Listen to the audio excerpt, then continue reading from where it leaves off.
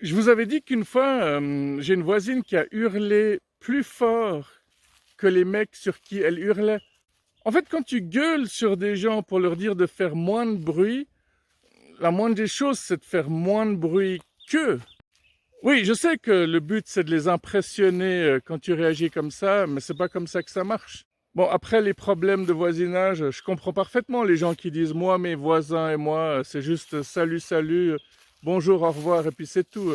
Je me mêle pas de leurs histoires.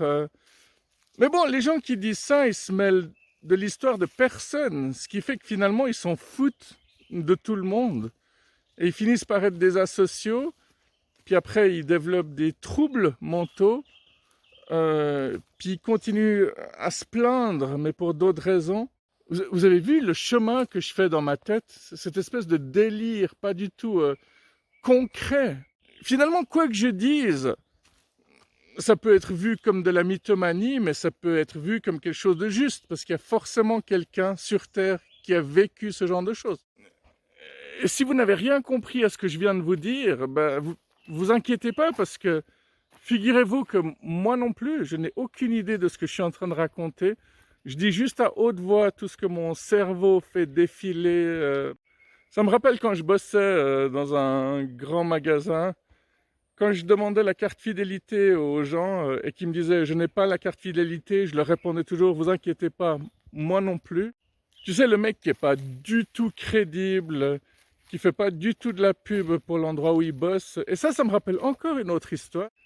Un jour, je suis allé, je me souviens très bien du jour que c'était, parce que c'était le jour de la Saint-Valentin, 14 février.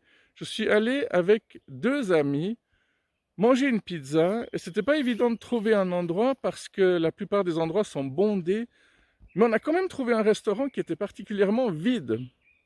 Probablement parce que c'était pas du tout le genre d'endroit romantique où les couples auraient eu envie de passer leur Saint-Valentin. Sauf si c'est des gens simples et qui s'en foutent du côté riche, bref. Un couple simple qui se contenterait de peu, en fait. Finalement, c'est l'amour qui compte, c'est pas le prix que tu vas mettre pour le repas. Oui, parce que s'il y a des gens qui ont besoin d'aller dans des endroits de luxe pour avoir l'impression que leur conjoint les aime, c'est qu'il y a vraiment un problème. Les amis avec qui j'étais n'avaient pas réservé parce qu'ils avaient oublié, eux, que c'était la Saint-Valentin.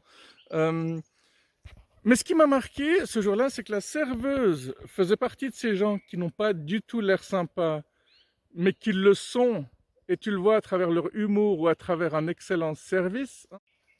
Mais au moment de demander la carte des desserts, elle nous a dit qu'il n'y avait pas de carte de dessert. Alors on lui a demandé ce qu'il y avait comme dessert.